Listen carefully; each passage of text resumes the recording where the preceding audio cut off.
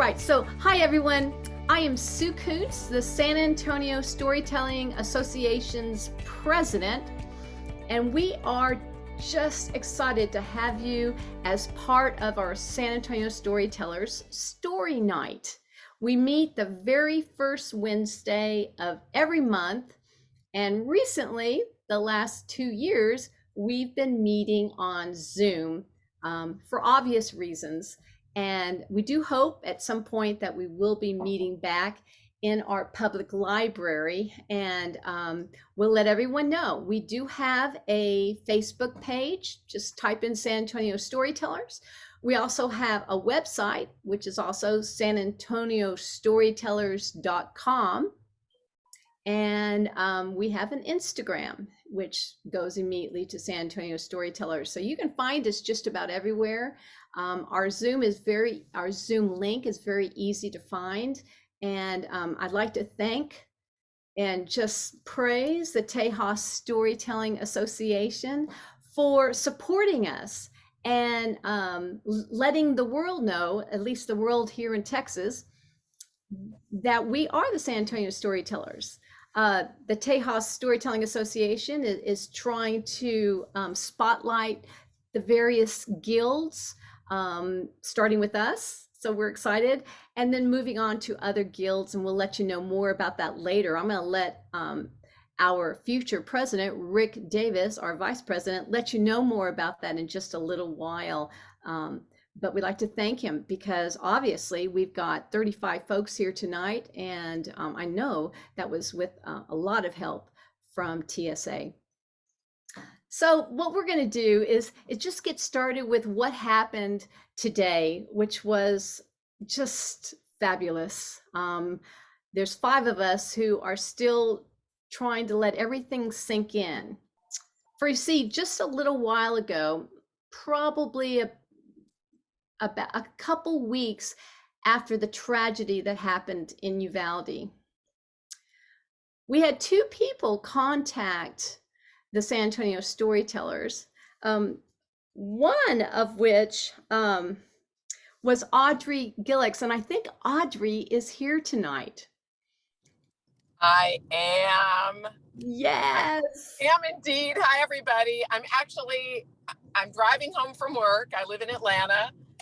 And I just happened to be leaving when I saw your email that said, if you can, hop on. And here it was, 8 o'clock my time, Eastern. And so thank you all. What you have done is, I can't wait to hear more about it. But, my heart is there with you all. And I just know, as you do, the power of story to heal. And so thank you for doing what you did today. I can't wait to hear. Oh, and I really am thinking about everybody out there. As Susan knows, my sister lives in the hill country in Dripping Springs. And I know that there's some fires out there, and it's, a little touch and go. So I'm thinking of you all. And thank you so much. Oh, thank you, Audrey. So this is what happened. Audrey does not live here in Texas. She does not live in Uvalde. She is a storyteller in Atlanta, Georgia. And she contacted us asking if we could possibly, the San Antonio Storytellers, maybe go on down to Uvalde and, tell stories based on who we were. She thought that would be a great idea. And I thought, now's a good time. Now's a good time. So I went back to her and I said, yes, tell me the library, tell me, the day you want us to come, tell us, whatever we need, and we'll be there without hesitation. And then Audrey got back to me. She goes, well, I'm a storyteller in Atlanta, and I will donate whatever. I'll donate gas money. But I thought that would just be a great idea. So she was actually the one who started all of this. And she did. She donated money for us to get down there and get back, which was amazing. And actually implanted the idea of what we can do as storytellers. And of course, the power of storytelling. Well, on the same day, Mark Bobineau, one of our SASA storytellers, who's now a grandpa, so he may not be here yet, having baby duty, he texted me and said, Sue, probably be a good idea if we could maybe find a way to tell stories. Why don't you work with the public school, and I'll dig up one of the public libraries. And sure enough, that's how it all came to be. And so today, from 10:30 to 12:30, nonstop, nonstop, we told to over 40 kids and their families in a beautiful library. And we had the best time. We were treated like kings and queens, royalty for sure. The kids were amazing. And they were feeding live to their Facebook page. So not only do we have those families listening to all of us and interacting with us, but probably many, many more families had the opportunity to see us. So it was very cool. There were 5 of us, and I want to make sure I get everybody who participated in the storytelling. Gloria Kunapilli, who can't be here right now, but she's a senior at Reagan High School in San Antonio and also a member of SASA. She was one of the winners of the youth storytelling, what used to be called Olympics, that went to Timpanogos to tell, and she's just fabulous. So she was there. Mark Bobineau, another SASA board member and fabulous storyteller. He certainly was there. And Larry Thompson, who is here tonight. Larry, you might want to tip your hat so folks can see Larry. There he is.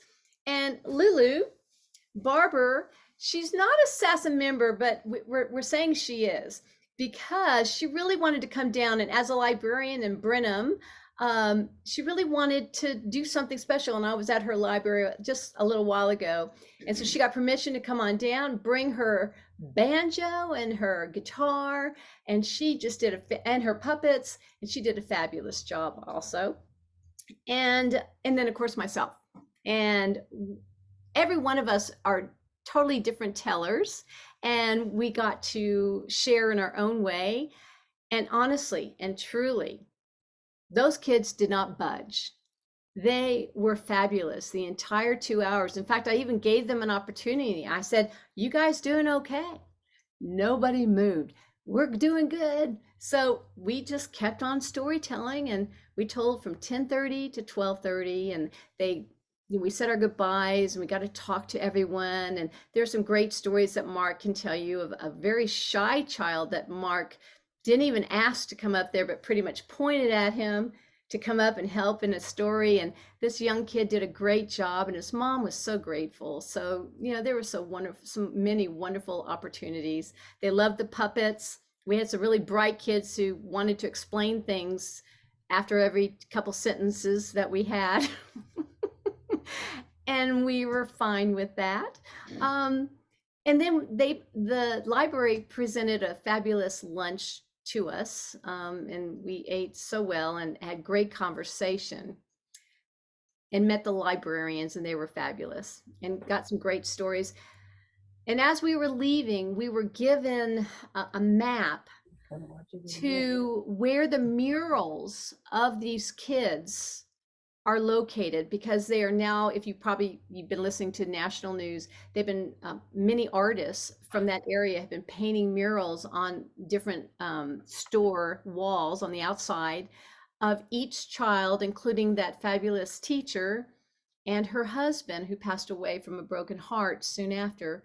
So we had the time, and we drove to each one of those and took pictures. So I just want to share a few, and then we'll get going on this. So I'm going to share this screen, so bear with me. Let's see if this, yep, so there we are. So you can tell the library is pretty amazing. So I wanted you to see that. And then let's see if I can share one of these other beautiful pictures of one of the collages. Oh, is it going to come up? Can you all see it or no? I looked to the moon and back. Yes, we can see it. Oh, okay, because I can't see it. Cool. Okay. So that's that. And then let me share. And let me share one more. Oh, I thought I had one more. I guess that's it. Oh yeah, here's one with the kids. Okay, and there are some sweet kids that came up to us later. And then all the others, I'll write an article and get that out to everybody who's interested. Put it on our Facebook page. So there you go. All right. So just in a nutshell, that was wonderful. And at the very end, the director, who could not be there because he was doing an interview with the New York Times, he wrote to Mark a quick text, but I just wanted to read that to you. Let's see. This is what he wrote. Each of you were just fabulous. I was watching live streaming. Part of the time was in a phone interview with the New York Times, and I got reporter Jason Pagano to watch live from New Jersey as well, and he was equally delighted. Hope you will enjoy lunch. We want you to come back. It was excellent and amazing. Please convey my gratitude to all of your colleagues. Thank you. So, yay, that was fabulous. And without further ado, I think we're going to move right on to great storytelling tonight. And we have a lot of folks who signed up.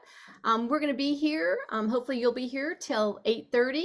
And if you are interested in telling tonight and you haven't notified me, feel free to use the chat and let me know. You might have a short tale, 5 to 8 minutes, and we'd love to have you. As long as we keep going, that'd be awesome.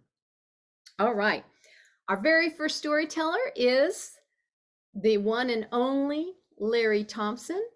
He is a member of our SASA Guild, but he's also a member of the Bluebonnet Guild. In fact, he may even be the president of the Bluebonnet Guild, I'm not sure. But Larry has a lot to share. His stories were fabulous today.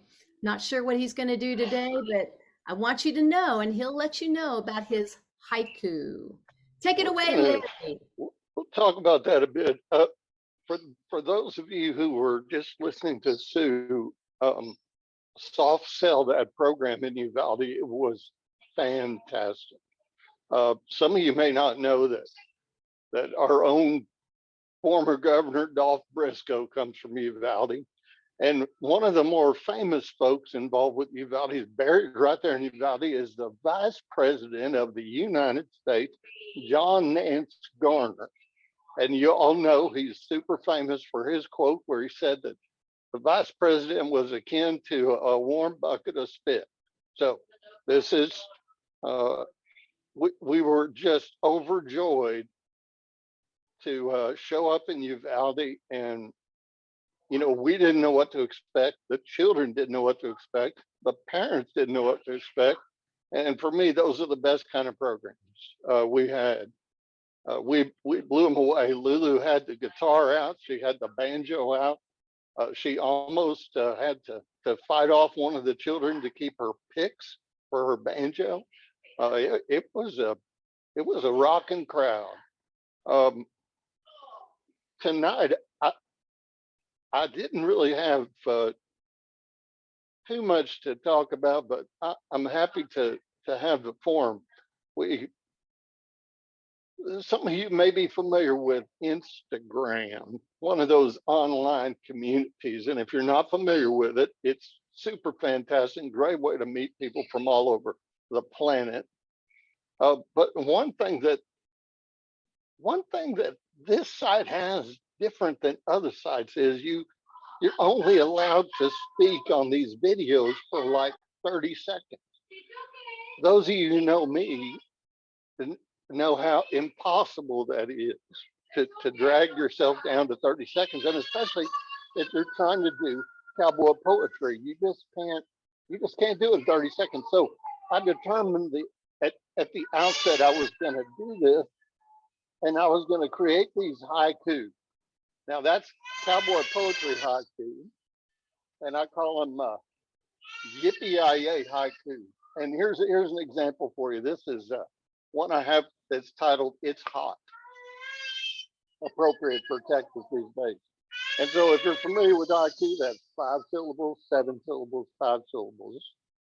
And so this one says, "The sun, yellow hot. A man should speak a shade free. baby cries background. How about that? We'll just slip that in. Y'all can hear that. It's a little Mariposa.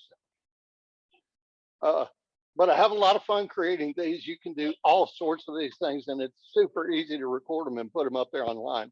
It's an outstanding outlet for getting creativity things out of your head and getting them in front of people who wouldn't normally hear storytelling. This one I call Date Night. Buckle shined, boots waxed, taking his girl to dinner. Truck out of gas. So they're simple like that. They're simple.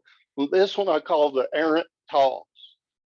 Rope swirls against sky. Loop is thrown toward calf's head. Dust is all I caught. Simple, simple, simple. And for me, creating a piece of poetry, it needs to rhyme. And I understand from reading the rules and from consulting experts like Marianne Blue, haiku doesn't need to rhyme. And so I'm able to break my own internal rules for rhymage. And I'll just share one more with you. I call this Reformation. Not been a churchly man. Saw that 12-foot rattlesnake. Me and God got right. There you go. There's some yippee-yi-yay haiku for you on a night where we're pretty worn out from that drive to Uvalde, but we're stoked up inside from the smiles and the laughter, and maybe bringing a little bit of joy to those kids as the school year approaches. So thank y'all very much for coming out and hearing us. I know you'll be enjoying the rest of the tellers that are coming up behind. Thank you. Yippee-yi-yay! Oh my goodness. Yes. So those of you who are not on Instagram, go ahead and get on it just so that you can hear. Oh, his haiku are so clever, so wonderful. So thank you so much, Larry. That's fabulous. He's also a wonderful cowboy poet. He had those kids right where that lariat landed. So they hung on to every word. The moon pie made us so hungry, Larry. Some point you'll have to tell that to everybody else. How many of you out there, by the way, know what a moon pie is? Oh yeah. Okay, just wanted to make sure. I have a feeling all those kids are going to want to go get one. Yes, I mean, everyone was getting hungry, and we were all salivating. And you have to have an RC cola to go with it. We had to have RC colas and moon pies. Yummy, absolutely. So thank you, Larry. You were amazing. All right, our next teller comes all the way from Justin, Texas. Everyone knows her and loves her, and if you don't, you will quite soon. Her name is Elizabeth Beamon, and she has the best tales. I love her personal tales, but she's worked with little kids too in her library. She was a librarian. She's just recently retired. So she's got tales for the very young to the very old, like me. And I love every one of her stories. I love her. So how about giving Elizabeth a big hand? Thank you. Summertime and the living is easy. Fish are jumping and the cotton is high. Yes, it was summer. It was July. My daddy was not a cotton farmer. He was a rice farmer. And so the crop was in and my mama began to bug him. Robert, we need to take the kids to the coast. We need to go to the Gulf. We need to go crabbing. Now, my daddy really didn't care about crabbing, but he loved my mama. And so he went to all the trouble of packing, getting the crab nets out, which are long poles with big nets on them. He got the ice chests out. He got the bait. We used chicken nets and beef ribs. We had twine. We had weights that you had to weight the food down because the crabs scuttle along the bottom of the Gulf. And so then my mommy the night before would fry fried chicken. Oh, it was so wonderful. You know how you buy chicken now at the fast food place and the next day it's not so good. But my mama would fry that chicken, and she wasn't a sweet person. So she had fried chicken that we were going to eat tomorrow. She had potato chips. She had all these canned vegetables she put up, pickled green beans, pickled green tomatoes, pickled cucumbers. Oh my gosh, we were so excited. And the special thing for us was Coca-Cola, because every other time we ate, we drank milk, always milk, not water so much, but milk. So my mom did all that the night before, and there were 6 of us. There was me, my 2 brothers, my sister who thought she was a boy, and then the other 2 brothers, baby Jeff at the tail end. And so we would get in the station wagon, which is like the precursor of the SUV, and we had all the windows down and our hair would blow. It was about an hour and a half to the coast. And so we would get up early, pack the car, and we would get in there and we would go. And when we got really close, Daddy knew of a hill. And so we lived flat in the rice fields. It's flat. And so when we got really close, he knew of a hill and he would go really fast. Oh, and our tummies would just go, oh, we would all squeal and scream. It was just the most fun. And then we would get down to where we would crab. So we would find a little pier, and it would be, and Mommy would help us tie all the bait on. And then you would lower that into the water, and it had to have a weight because they had to go all the way, like I said, to the bottom. And then the crabs would come. And then we had to learn how to pull them up. So you can't just jerk them up, like my brothers. Whoop. Well, you couldn't do that. The crabs, So we would creep it up, and then there would be crabs, and we'd yell, "Mommy, crab net!" And she would come run and scoop them up. So that was every summer after harvest, we got to do that. One year, my mom and Dad had a surprise for us. Daddy bought a boat. So he said, okay, this year when we go crabbing, we're going to take the boat and get in the river close to the Matagorda. Mommy was so sad. I like crabbing off a pier.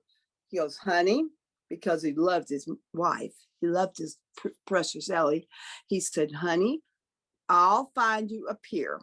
I'll find you a place to crab. But I want to take the new boat. She says, all right, Robert.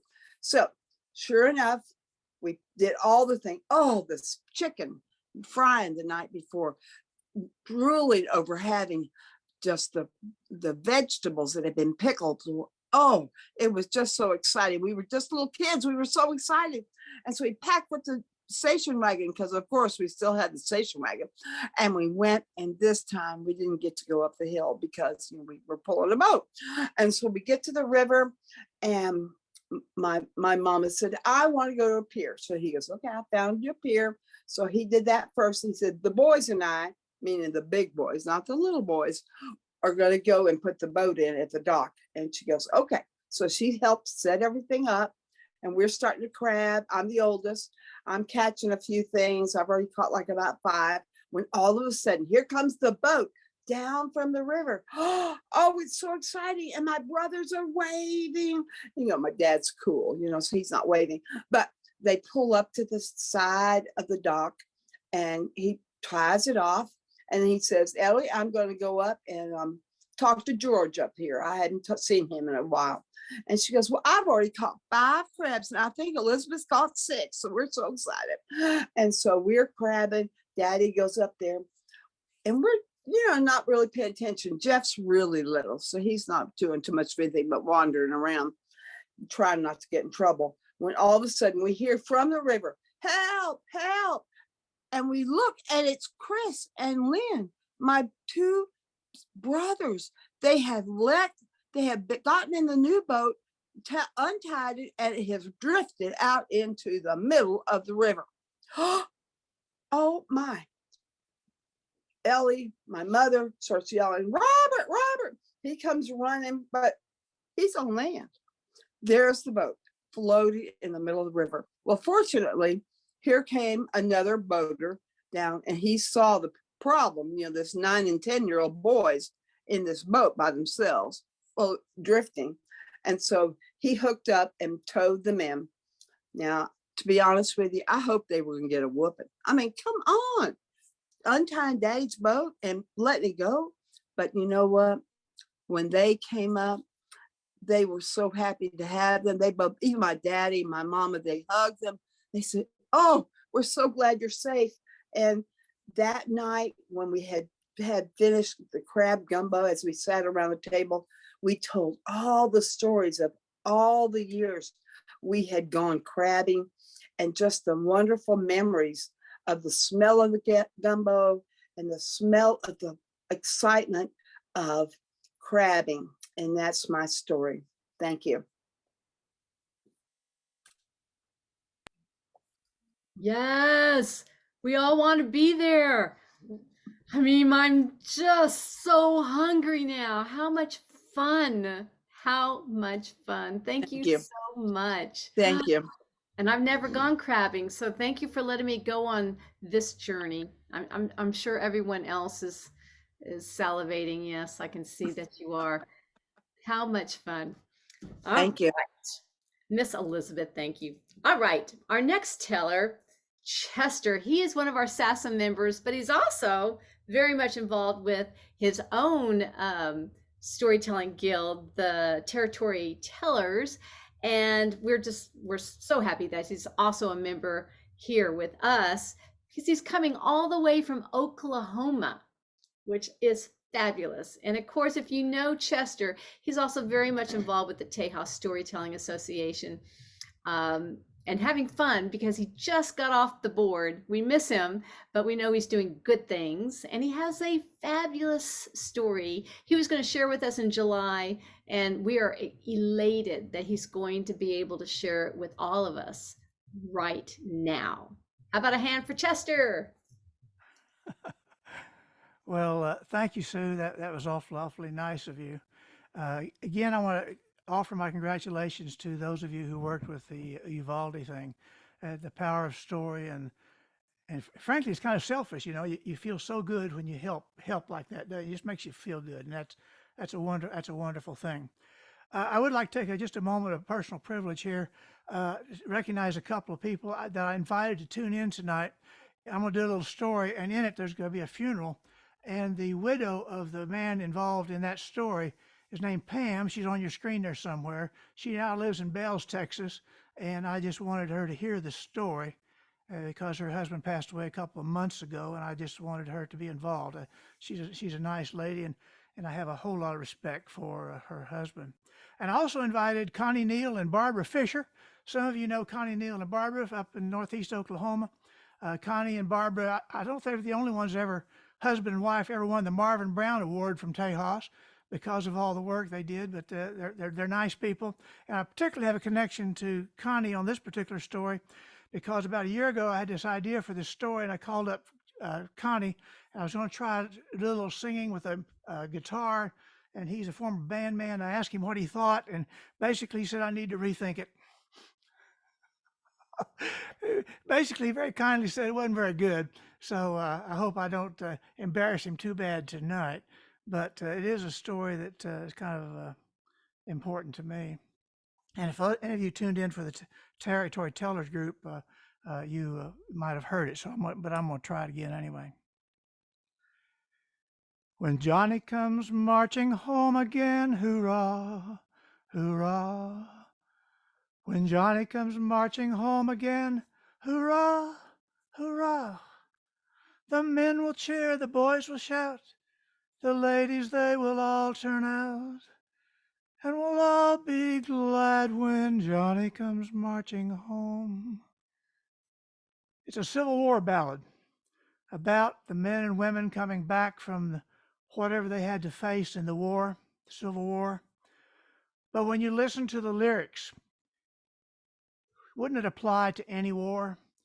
You know, the Civil War, all those in between, when we started numbering our wars, the ones and the twos, and then we had the little thing in Korea, and then we had something in Vietnam, and we had the Middle Eastern wars. I can't even remember all the names of Afghanistan, which still going on a little bit, isn't it, unofficially?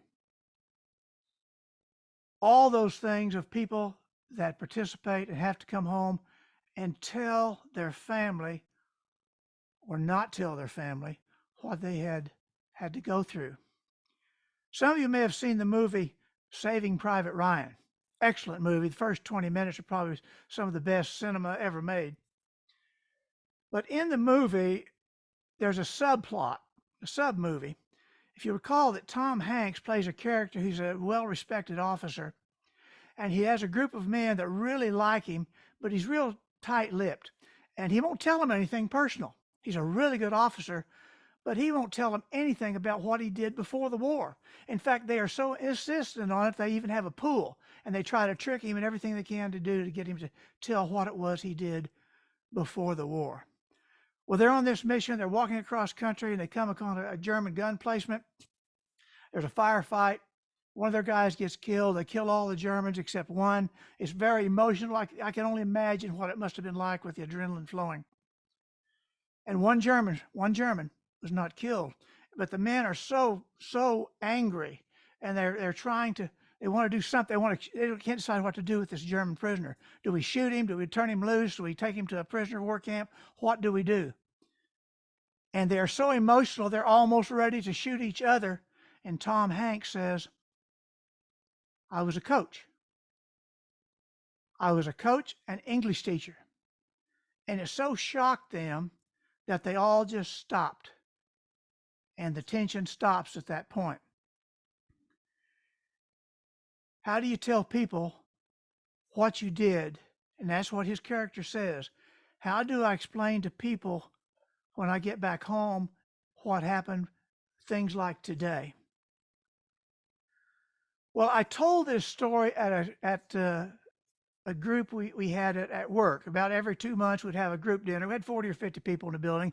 We'd have a lunch, or sometimes there'd be a break, and people would get up and tell stories or talk about anything.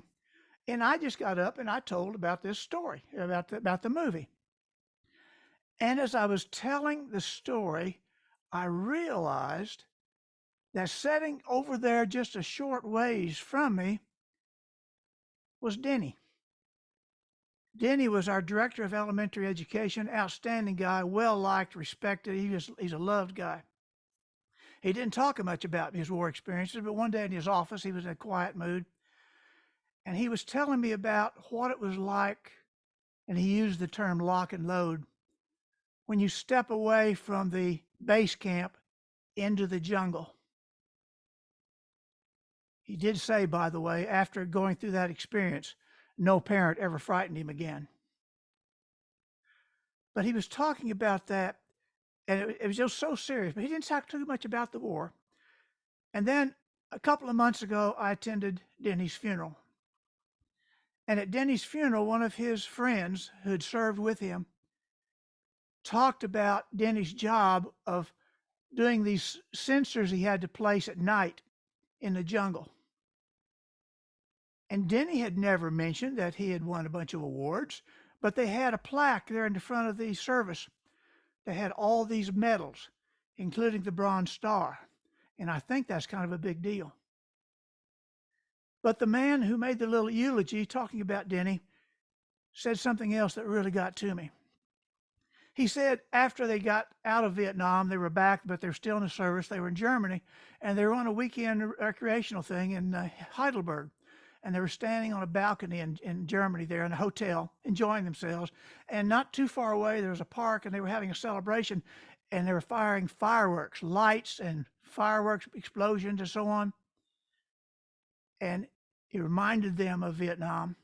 And he said, Denny put his arm around me and said, we don't have to be scared tonight. We can sleep. And then I noticed that right behind Jenny was Jess. Jess was our director of Indian education. And he had told me about his experiences as a young man on the carrier. And he was there one day, and the lieutenant commander came by and said, "Hey, Jess, you're Indian, aren't you?" Well, he said, "Yes, sir. I'm a proud Choctaw." He said, "Well, look, we're going to do a little flyover on Vietnam. Why don't you come along with us? And since you're an Indian, you might be able to get us out of there if we had a problem." Well, that was a little bit of racist, but that's what he did. It's true that Jess was an Indian. He was also 19 years old. He had never been in combat, but he picked the wrong flight to have a sightseeing over Vietnam. 2 hours later, they were walking out of the jungles of Vietnam. It took him 2 weeks. He said he killed every monkey he could see. There were monkeys in the trees. He said he fired his gun, he released all his ammunition, and then he disassembled his gun and threw it away. He was so scared. It was just unbelievable. And then behind Jess, there was a lady. She was not in the military. But sometimes when we talk about military people, we forget about the families back home. We forget about the spouses. Brenda had told me that at one time she came to one of those neutral places, where people can take recreational breaks, to see her husband. He was a pilot. She landed, walked into the airport, and to see her husband, and she couldn't find him. He was standing right in front of her with a group of guys. She said he had changed so much in 6 months, she did not recognize him. How do we tell the people back home what it was like in some of those situations? How do we explain it? How do they explain it to us? When Johnny comes marching home again, hurrah, hurrah. Thank you very much. So touching. Thank you. And yes, your voice is beautiful. To the heart, beautiful. Oh my goodness. Yes, I think we've all seen Private Ryan. My entire house turns into a battlefield because we get all the speakers on. So I believe my boys and my husband have that memorized because it is to the heart true. So, and your story within a story was amazing. Thank you so much, Chester. All right. Our next storyteller is Michael Brundy. I'm so grateful that he's here to come to share a tale with you. Michael, I believe he's part of a couple guilds up in the Dallas area, and is also on our Tejas storytelling board. So he's a pretty amazing man, and we all get to hear him tonight. So let's welcome Michael. Hey. Good evening, everyone. It's good to be with San Antonio, and one day maybe I can get San Antonio to be with Dallas. So I like to tell personal stories, and I like to tell historical stories, but I really like to tell stories that I say inform, inspire, and entertain. So if I do those three things, then it's a good day.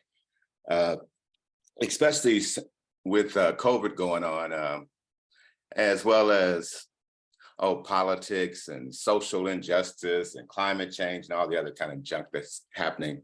I've got a personal thing that I always try to do, which is I say that if you change the way you look at things, the things you look at change. So the way I do that is I try to go back in history and find times when it may have been just as bad, or people in my family or folks I know who may have got over some tough times, and use that as a motivator or inspiring thing, so to show that maybe things ain't quite as bad as we think they are.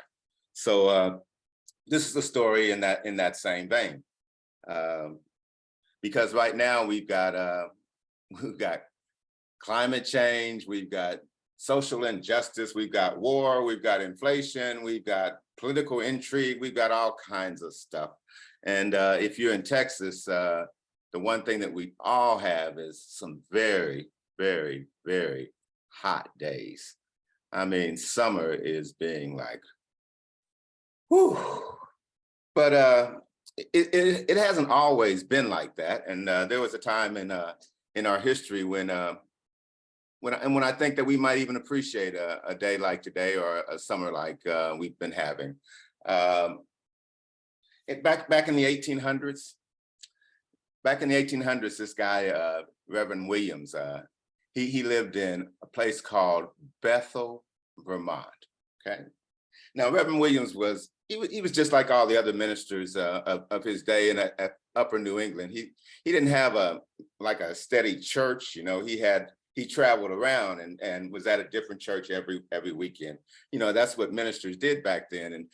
And he had been doing that for quite a while, and he was really getting kind of tired of being a traveling minister. He wanted to kind of like just settle down and just have a church. And he was hoping that maybe one group of people that he'd been ministering to would say, hey, we'll build you a church and you can just stay here in our town instead of having to always be going from here to there and all that.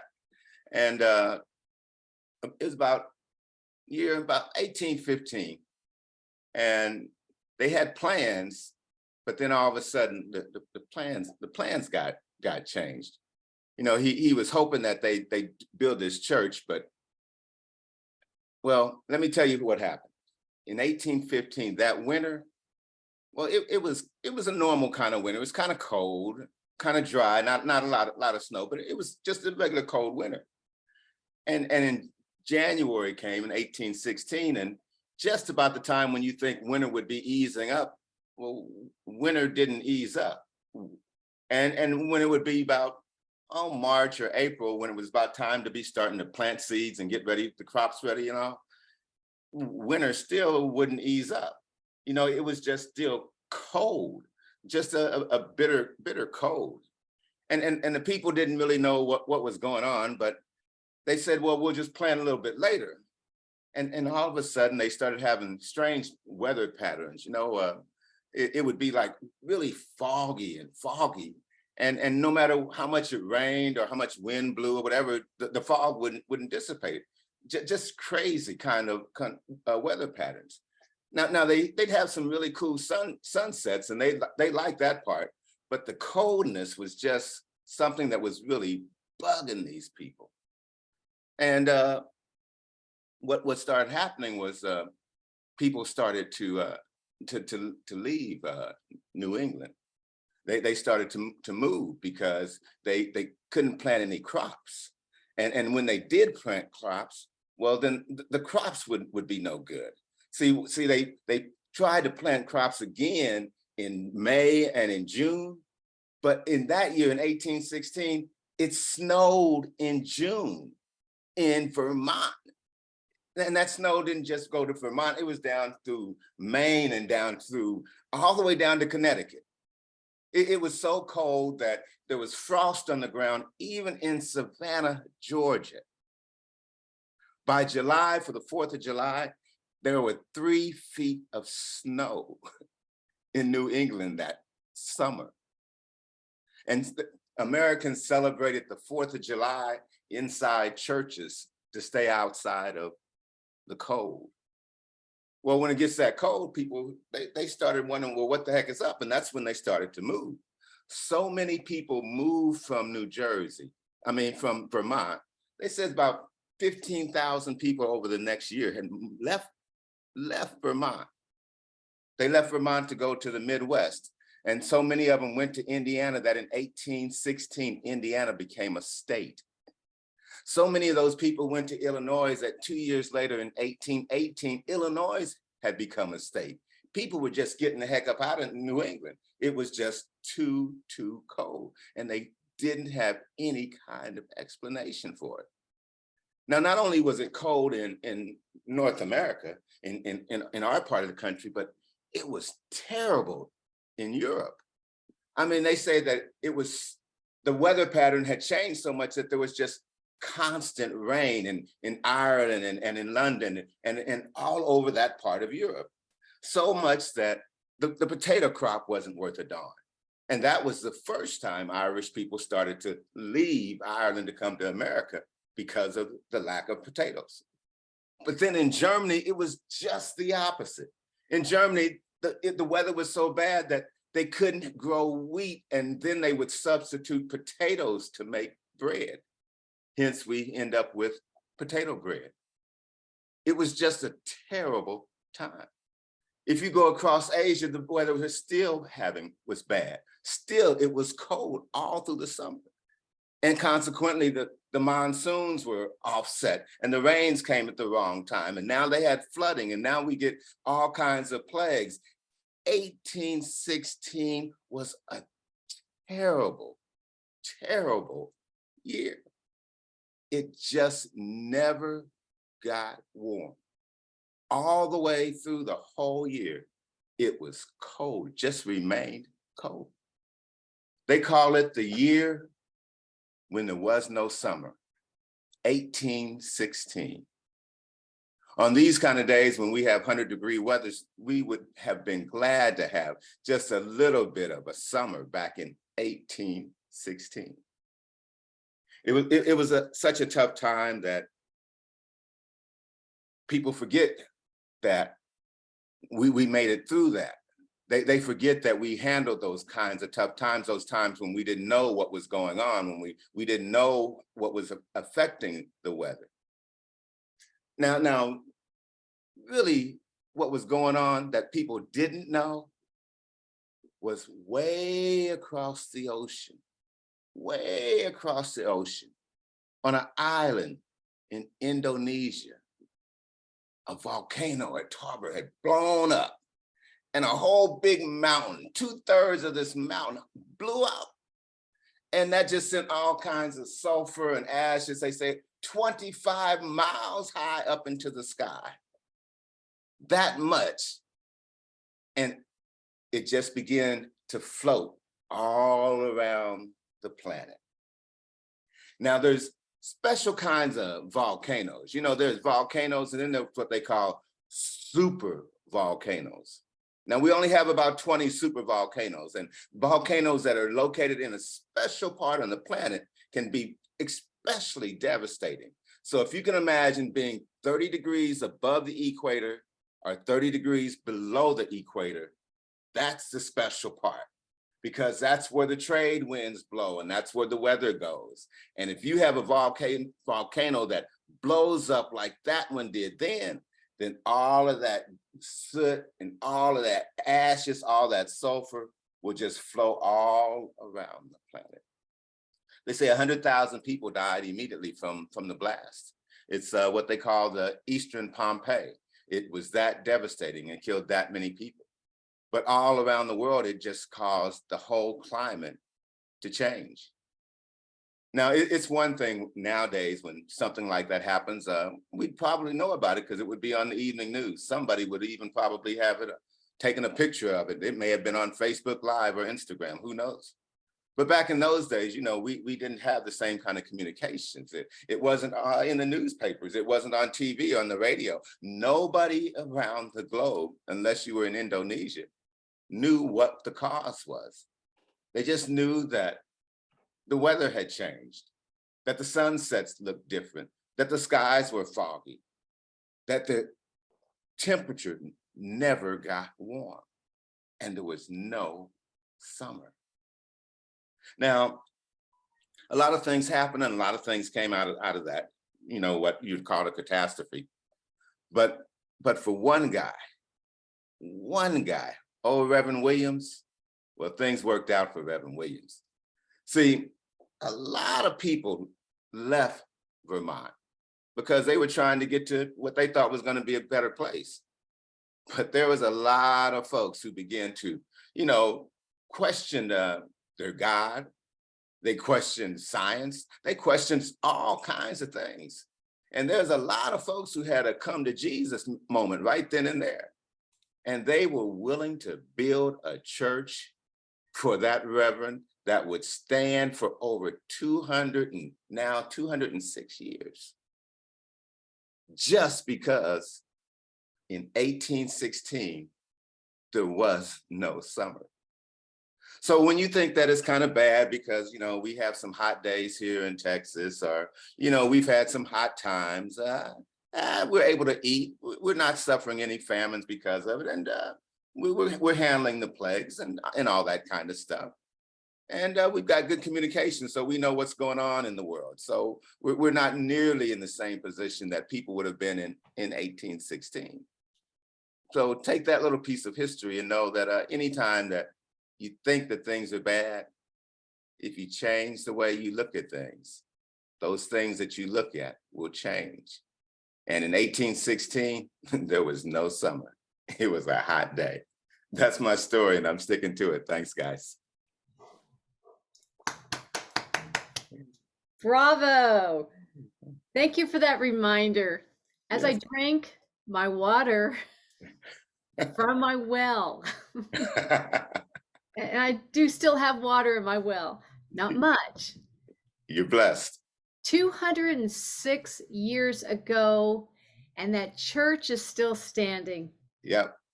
They Amen call to that. Yep. Bethel Church is what it's called. The United Church of Bethel in Bethel, Vermont. Amazing.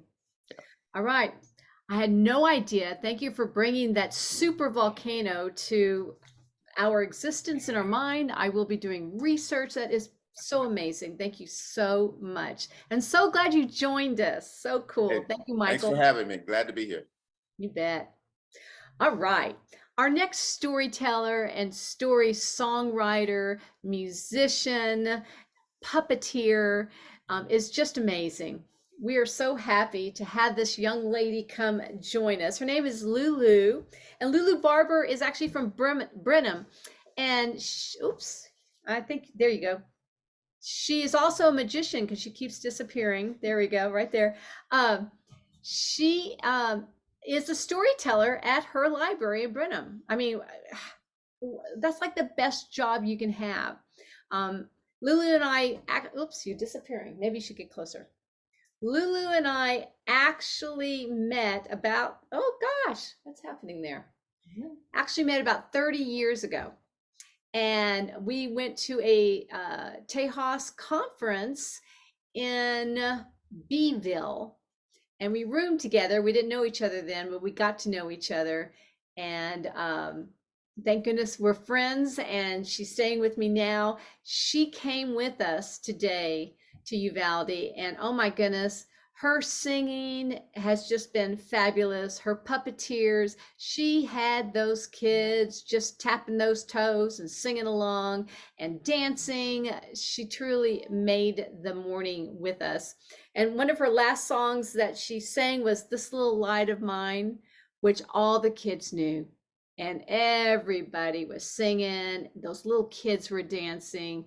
And I captured pictures. So if you go to our Facebook page tomorrow, I'll have them all up. I do want you to join. And go ahead, when you go to our Facebook page, San Antonio Storytellers, go ahead and like our page. That way you'll also get our monthly reminders about our San Antonio Story Night that happens the first Wednesday of each month. So I'm going to move out of the way, and I'm going to have Lulu sing her magic. Right. Well, I'm just so honored to be here, and I've actually been the story lady in Brenham for 30 years, and I haven't really been able to be around a lot of other storytellers. So it's really been great. I loved hearing the other storytellers today in Uvalde, and I'm really enjoying hearing all of you. And so I love sharing stories with kids, but I also like sharing stories and songs with adults.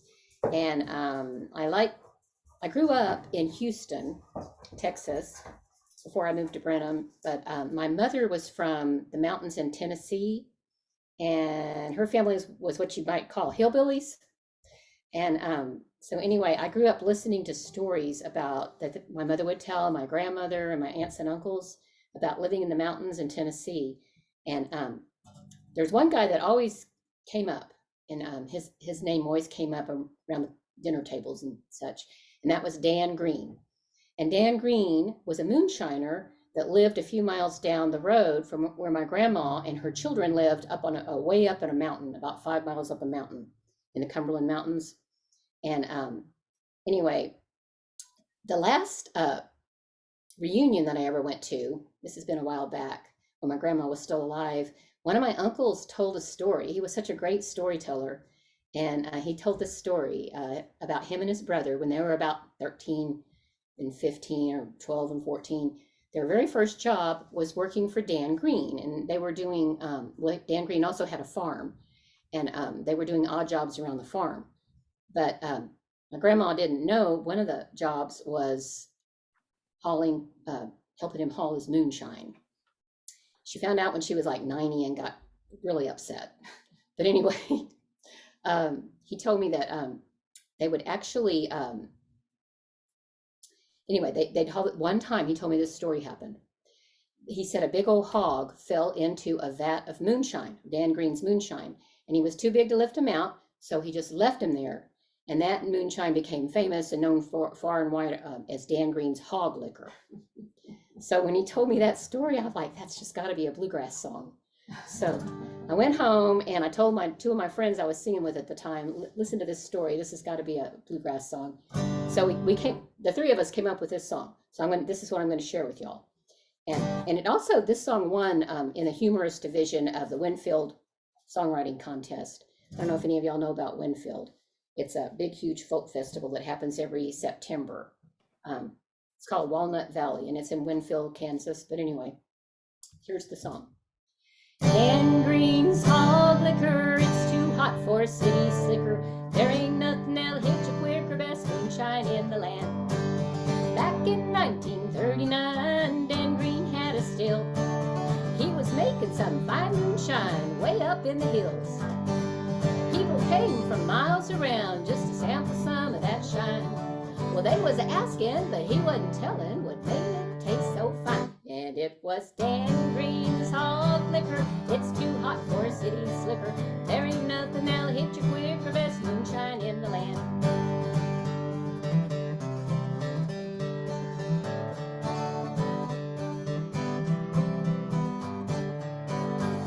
Well, old Dan's hog was a rootin' around where his still was at. Sure as shooting, he lost his footing and he fell right into the vat. When old Dan had found him there, that hog had passed away. Well, he was too big to lift him out, so there he had to stay. And it was Dan Green's hog liquor. It's too hot for a city slicker. There ain't nothing that'll hit you quicker, best moonshine in the land. Now some like bacon, some like ham, some like pork and beans. But you ain't tasted a hog done right till you tasted old Dan Green's. And it was Dan Green's hog liquor. It's too hot for a city slicker. There ain't nothing that'll hit you quicker, best moonshine in the land. Dan Green's hog liquor. It's too hot for a city slicker. There ain't nothing that'll hit you quicker, best moonshine in the land. There ain't nothing that'll kill you quicker. Best moonshine in the land. There you have the story of Dan Green and his hog. Great job. Oh my goodness. Dan Green's hog liquor. Cheers. Pretty amazing. All right. Now you've heard Lulu. Let's get her back as often as we can. She's just amazing. Thank you so much, Lulu. Thank you. All right. Oh, they're still clapping. Yeah, y'all don't forget, just keep writing anything you like to in the chat. And oops, I better put this back up again. Want to make sure you guys saw her strumming. She's got some mean fingers there, doing really well. She also plays banjo. Pretty cool. She also plays puppets, so it's pretty neat. Very talented. All right, we're going to move right along. I just wanted to check if Nathan Holliner is here. If not, I'm going to go to my gallery mode. I don't see Nathan, so we're going to move right along to our next teller then. Judi, oh my goodness, if you've not heard Judi Tarowsky, you're going to have a very special moment tonight. Judi, thank goodness I can listen to you every day, every night, every hour. She is amazing. She's Thank not, you. yes, she's not here in Texas, but we're going to get her down here. We've got to get her down here. She's actually living in Virginia. And Virginia. in where? West Virginia. West Virginia, sorry. The best Virginia. I got to get the correct Virginia. That's right. The best West Virginia. The best Virginia. And she's amazing. I get to help. She comes on often to our SASA Story Night, which we are so grateful for. But she also, you can find her all over the world via Zoom, and she'll go on over to the Doc Moore Storytelling Guild also. So it's pretty cool. I hope she'll invite her to your guild also. Your guild members would be in for such a huge treat. So without further ado, I'm going to let Judi tell her story. Okay, well, thank you so much, Sue. And I have to tell you, I did spend some virtual time in Texas back in 2009 and 2010. I attended University of North Texas online program in storytelling through the School of Library Sciences. So I got to spend a lot of time online with folks from Texas, librarians, and I had a great time. I learned so much, and I hope to get to Texas someday. I really do. I have family there too. So, but this story comes from Mac Samples, who's a West Virginia writer. He's been an educator. He's a fine square dance caller. And his book that I took this from is called The Devil's Tea Tables. And Mac has given me permission to tell from his books. This is called The Unquiet Graves. Well, Buck Childers was a farmer, and a good one. His family was able to eat very well. They wanted for nothing, but, well, there came a time, of course, during the Great Depression, when everybody could use a little cash. Well, Buck found out that the Works Projects Administration was going to have a road project a couple of hills over. He thought, well, he might go apply for a job to see if he could, make a little money. So he saddled up his horse and he rode over. It was kind of a long ride. And when the foreman found out that Buck was a skilled blacksmith, he hired him on the spot because he said, Buck, we need someone to dress the tools after the men have worked all day. Now this job will be at the night turn. It'll be like from midnight to 8 in the morning. Buck thought, well, that won't be a problem because, well, he could get to work at midnight, come home, get some of his chores done, then catch some sleep, and then get back out to his job in time. Well, the route over to the work site, but a short way, was kind of hilly, and Buck knew his horse couldn't do that, so he thought, well, he'd walk. Wouldn't take him that long. The only thing was that it would take him through the Smith Cemetery, and he would be walking through there at night, but that didn't bother him because he knew all the Smiths anyway. So he started his job, and he really enjoyed it, and he was doing a good job, and he was walking there every night, leaving home around 11 o'clock, and of course walking home when the sun was up. Well, things went well for a while, but Buck realized that he was falling behind in his chores there on the farm. Things just weren't getting done. So he thought about the only thing he could do was, well, he stopped going to church on Sunday because he needed that time to get things done around the property. So this went on for a couple of weeks. And then one night when he was walking to work, it was about 11:30 and there was a moon.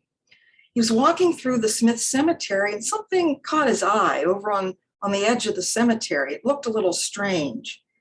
So Buck went over to investigate. He found that, well, one of the graves there was open. The dirt was all piled around it. And Buck looked inside and the pine box was open and it was empty. And he looked to his right and there were a couple more graves, the same condition. The dirt was all piled up around the edges and the boxes were empty. And thought, what is going on here? Well, this rattled him so much.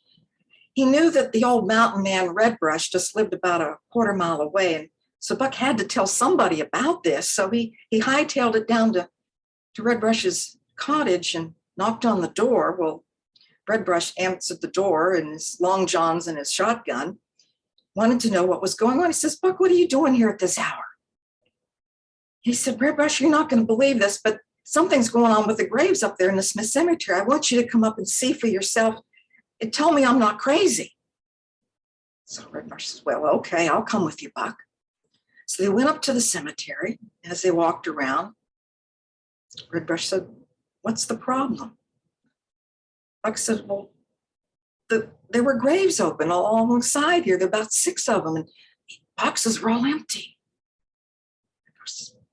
They all looked fine to me. Everything was closed up tight. Everybody was resting very comfortably. He said, I think you've been working too hard, Buck. So Redbrush went on home. Well, Buck went on to work, and he thought, well, nobody would really hear about this because Redbrush came down off the mountain just every whip stitch or so, and he didn't think anybody would, hear about it from him. So he kind of put it out of his mind.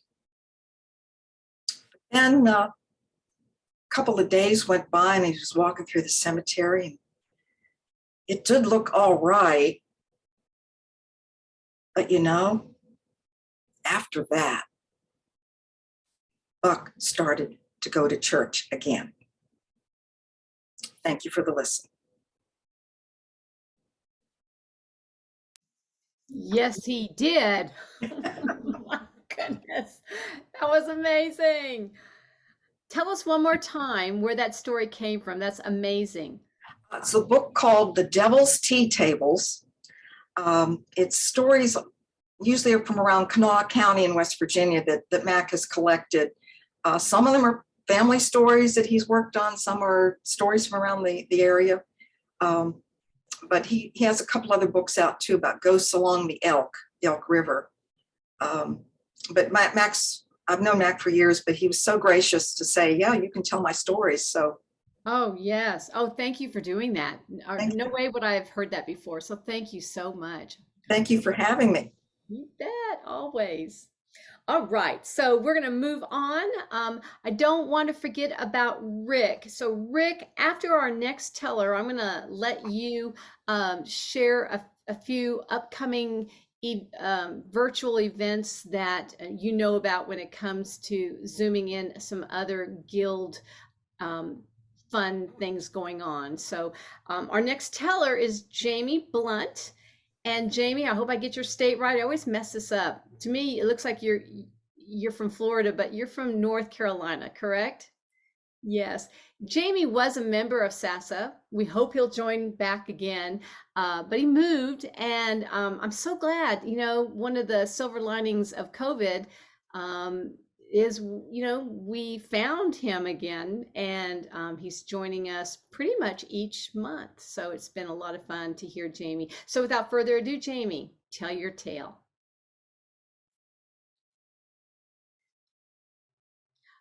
So Jamie, unmute. Sorry for that faux pas. Oh, that hurts my virgin ears. When I was a boy growing up back in the 1950s in Baltimore, Maryland, which is pretty much my hometown, there's a friend of mine down the street named Bunky Stevenson. Bunky was he was a boy. He got into his share of mischief, and when I was with him, I got into my share of mischief. And then when he moved away, well, my mischief life tended to calm down quite a bit. But anyway, one time I was down with Bunky in his basement. We were watching TV or doing something. And Bunky said, Jamie, my father was on a PT boat during World War II, and his captain might be our next president. I thought, that's got to be a tall tale. Bunky's famous for tall tales. The captain on the father's PT boat is going to be the next president? I didn't put much stock in it. Well, guess what happened? This was about 1958, 59 when Bunky told me that. Who became the next president? John Kennedy, PT 109. Well, Bunky's father, Ned Stevenson, wasn't on the PT 109 the night that boat was rammed by a Japanese destroyer, I think it was. But he did serve with did serve for John Kennedy during the war. And Ned was a kind of a neighborhood hero in a way. He had been through some horrible, horrible, horrible things during the war. In some ways, he was lucky to be alive. But anyway, he was a very modest hero that we all respected. I never thought too much about it after that. But I'm reminded of another story. My dad was a Mason, you know, the Masonic Lodge. And when you're a Mason and a brother needs blood and you can give blood, you have no choice but to go and give the blood. My father was type O. I don't know if it was negative or positive, but because he was type O, his blood was always in demand. So one rainy Saturday morning, my dad asked me if I would accompany him to Lutheran Hospital in West Baltimore so he could give blood to his brother who was in need of blood. Well, we drove in the rain to Lutheran Hospital. He gave the blood, but unfortunately he was unable to give enough of the blood to satisfy 1 pint. So the nurse just took the blood and threw it in the trash can and said, "I'm sorry, we just can't get the blood we need from you, but you will get credit for having given the blood." And with that, we got in the car and drove home. And it was raining, cats and dogs, mind you. And as I was driving the car, something felt kind of funny. My father said, "Wait a minute, stop the car, stop the car." So he went out and said, "Yeah, we've got a flat tire. We're not going to change the tire in this weather. Let's find a garage and have the tire changed there." We were in West Baltimore. I don't know how many of you know about West Baltimore, but for years and years, that has been a very, very, very tough part of town. Tough it was then, it is now. I like to read my home newspaper from time to time, and almost every time I read the newspaper, there's some kind of a shooting or something in West Baltimore. So we were driving down the street trying to find a garage and finally found a garage, pulled the car into the garage and explained to the guy there what he said. "Yeah, I'll take care of it." Well, the guy who fixed the tire very nonchalantly put the car up on a lift and took off the tire and patched the tire and everything. But while my dad and I were waiting for that to happen, a lot of men from the neighborhood came in to talk. And I felt a little uncomfortable, and I think my dad did too. Mind you, this was in a pretty rough and tumble part of town, and we were the only white guys in there. Everybody else was black. We didn't encounter any hostility from anybody, but still we felt just a little on edge being there. And I just remember how a lot of these men came in talking to the guy that was fixing the tire, using every cuss word in the English language over and over and over again, telling him, "You're not going to fix that tire. You're not going to fix that tire. What are you trying to do? What are you trying to do? What are you trying to do? You're not going to fix that tire." And this went on for quite some time. But I noticed as these guys came in, they kind of looked at my dad and me out of the corner of their eye. I think they were kind of scoping us out to see what we were up to there. So anyway, they eventually left, and the guy who fixed the tire had us back on the road in about a half an hour. And that was the end of that little story. There was a garage I used to take my car to when I was in Baltimore. It was a garage that I could walk to from my house, from my apartment at the time. And when I would go there, it was a lot like that garage in West Baltimore. The only difference was everybody was white. But the same thing, lots and lots and lots and lots of cuss words. Every other word was a cuss word. And people would come in, talk, and tell stories. And I used to love to go there and sit and wait to have my car repaired because I got to hear some really good stories. I don't want to repeat all of them because I don't think that would be very appropriate to do that in the presence of ladies. And I'll never forget one time I was in there getting my car repaired. And who should walk into the gas station? Ned Stevenson. You know, the guy who served with John Kennedy in the war on a PT boat? And when Ned walked into the gas station, Lee, the owner of the gas station, made some very, very salty greeting, just chock full of cuss words.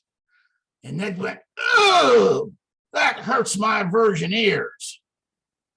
Well, I'm sure that Ned, being who he was, had heard a lot of cuss words during World War II and probably after World War II. But just the same, to hear him act like that was very, very comical, and we all laughed. Another time I was getting my car repaired, and a fellow I used to work for was in there too. I worked as a paper boy when I was in high school, and Dan Lancaster, the fellow who was the newspaper delivery guy, was in there. And I said, "Let me ask you something, Dan. Do you deliver free newspapers to Lee?" And Lee hollered back, "No, and he don't get no free gas." That's the kind of environment this gas station was. It was rough, but those guys were good mechanics and their prices were fair. So everybody, including me, took their car there to get it repaired. Except when there was a lady present, Lee, the operator of the gas station, was a perfect gentleman. You didn't hear one word of profanity coming out of his mouth when there was a woman present. But when it was all men, it was just chock full of cuss words, not just from Lee, but from many of the customers there. And as I reflect on this time, I think, a lot of the dynamics that I experienced at that garage in West Baltimore when I was a high school boy, I experienced at another place that fixed cars, and the proprietor and many of the customers cussed a lot, told stories. And I just got to thinking, maybe this is just something men do from time to time. They like to get together with their fellow men and cuss and swear and smoke and talk about things that they've done or haven't done. And maybe it's just something in the male psyche that needs this sort of this coming together, this camaraderie, if you will, to sit around and tell stories and use a lot of cuss words. And I think it's just something that's human. It doesn't really have any racial connotation. It's just a part of being human.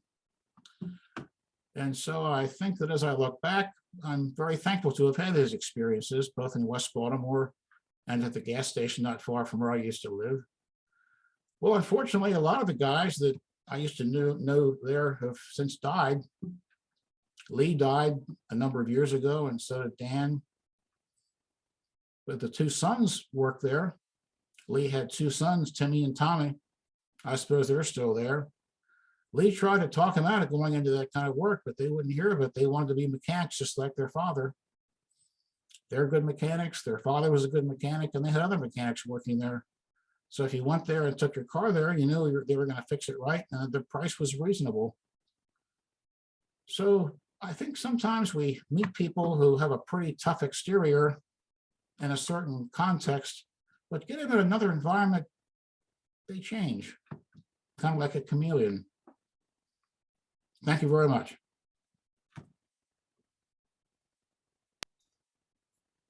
Your reflections were good there. So true, Jamie. And you're so good at bringing up those times and trying to get us to think through them too. So thank you so much. Really appreciate it. I know the time's getting away from us, and what a magical evening it has been.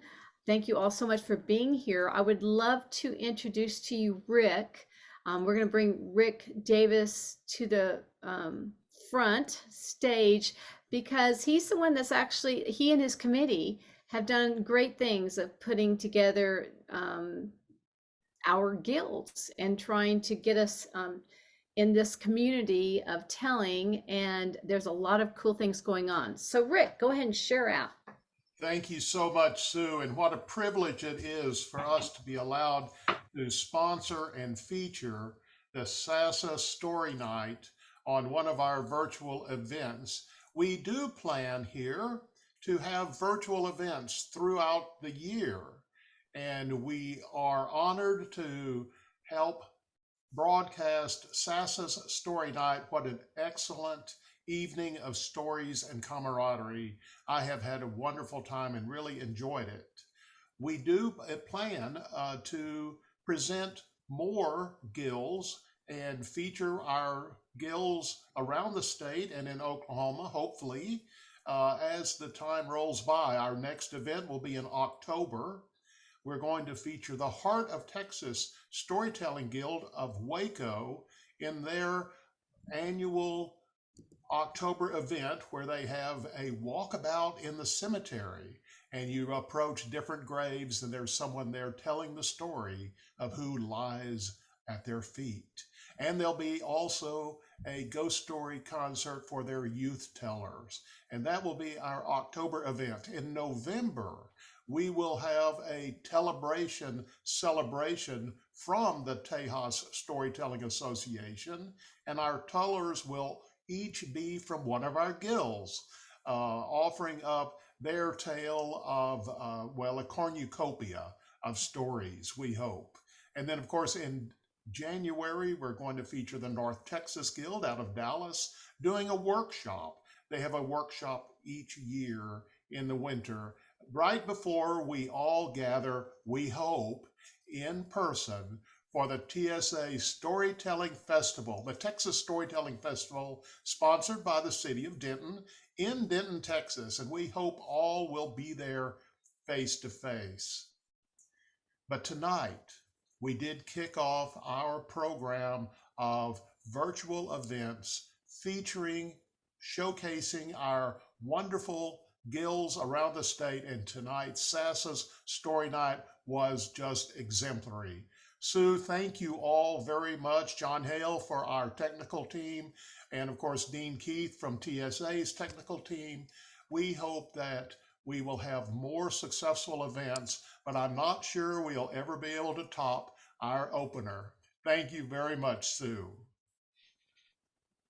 Thank you so much. Everybody can unmute.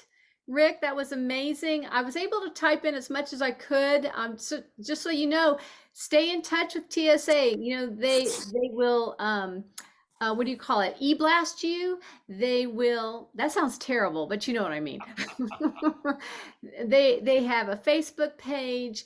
They are on Twitter, and I believe we're going to be getting on Instagram at TSA. So you'll get to hear about all of that going on. So pay attention. And of course, SASA will also place it on our Facebook page and let you all know. So we'd like to thank each and every one of you for coming, and I'm seeing everyone now. So I see Granville and his beautiful wife. We're so glad you're here. Oh, Nancy Thompson, we do have time.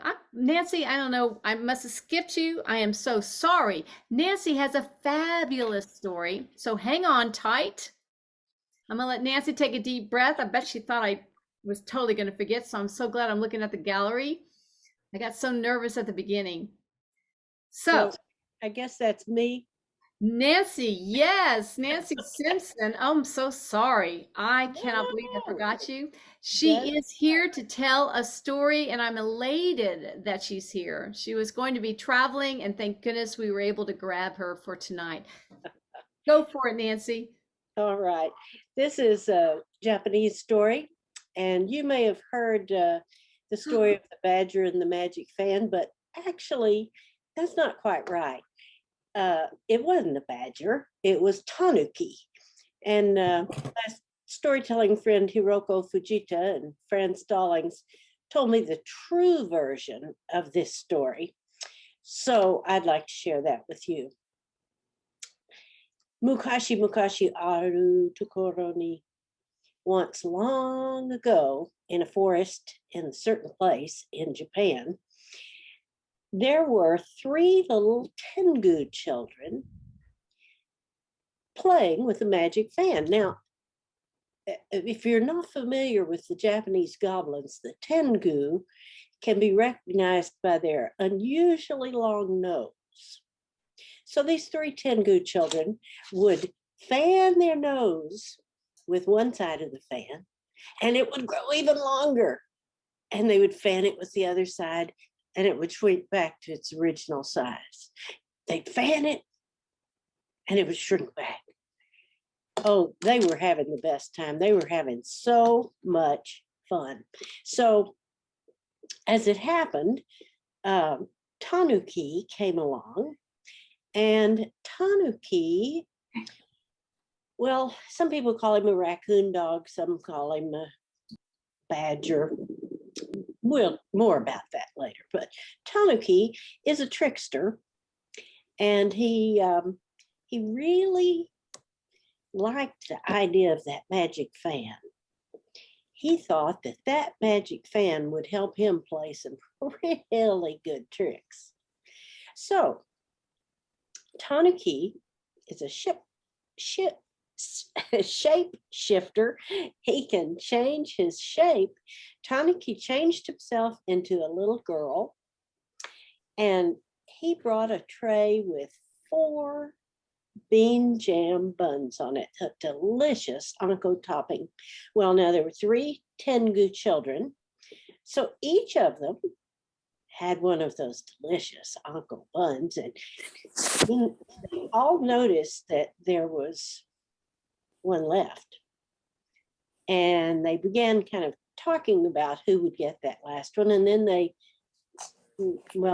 were arguing about who would get the last one, and they were pretty close to fighting about it. And Tanuki said, I have an idea how we can decide who gets that last delicious anko bun.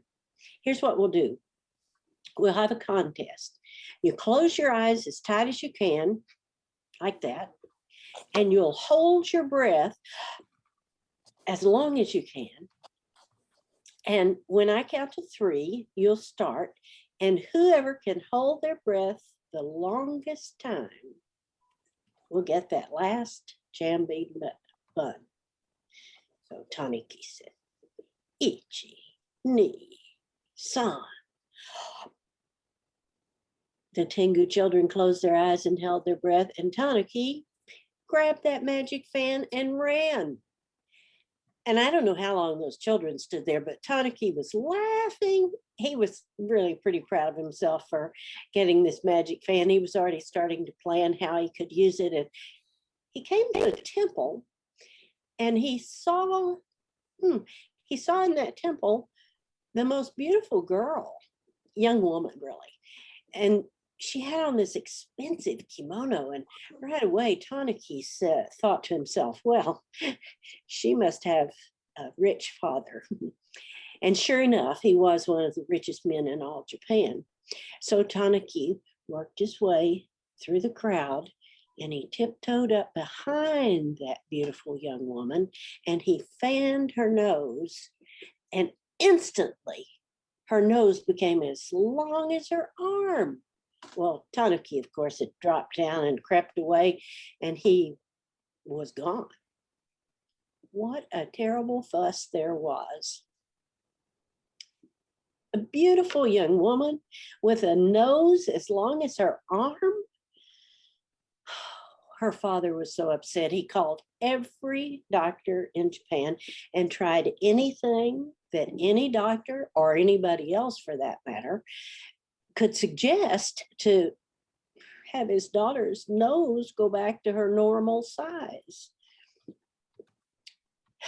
Finally, that father was so desperate that he said, I will give my daughter's hand in marriage and half of my fortune to anyone who can make my daughter's nose go back to its original size. That was the opportunity Tanuki had been waiting for. He knocked on the great lord's door and said, I've come to restore your daughter's nose to its normal size. Oh, of course, the great lord took Tanuki immediately to the girl's room, to his daughter's room, and Tanuki fanned with the other side of that fan, and her nose shrank back to its normal size. Oh my goodness, happiness all around. The father was so happy, and the Tanuki was happy because he would have a beautiful wife and lots of money. So the father was planning the wedding ceremony, and a lot of times in Japan, the celebration takes all day long. So on the day of the wedding, Tanaki was so happy, and he ate and ate and ate and drank sake and drank sake. And well, Fujita-san says, tight stomach, which comes from eating too much, makes for loose eyes. You may think about like after Thanksgiving dinner when you eat a lot and then, oh, you get so sleepy. Well, Tanaki suffered from the tight stomach and loose eyes, and he lay back on some pillows, and he was so hot and tired, and oh, he started fanning, and his nose grew longer and longer and longer, and it went through the ceiling, went through the roof, it went through the sky, it pierced the clouds.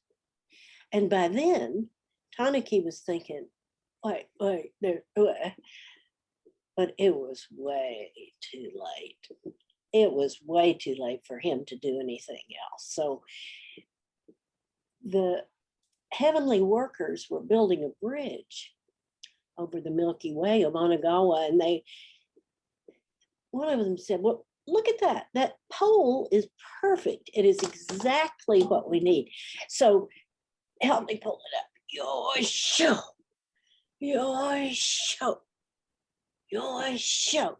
Well, Tanaki realized something was amiss, and he started fanning his nose with the other side of the fan, but it was much, much, much too late. Tanaki was above the clouds, and no one ever saw him again.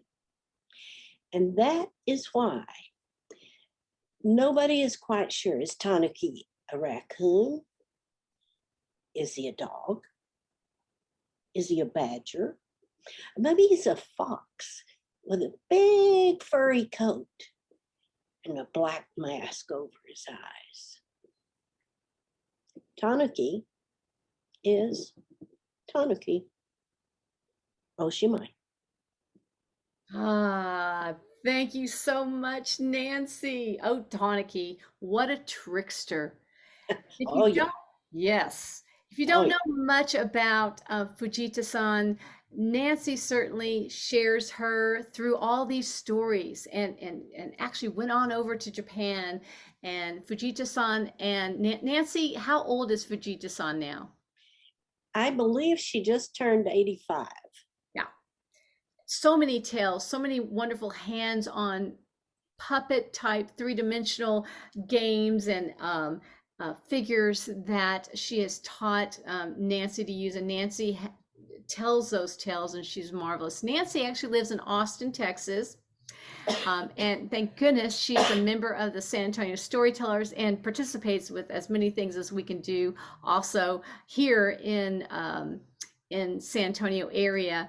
But also, I suspect she's pretty busy in Austin, so you can catch her at those libraries.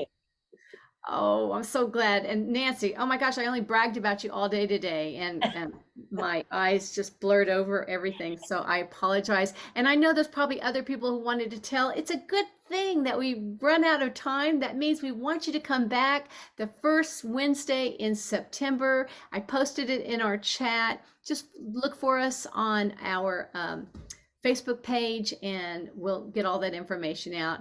Again, I'd like to thank TSA. All of you who have come, thank you all so much. I know we're out of time.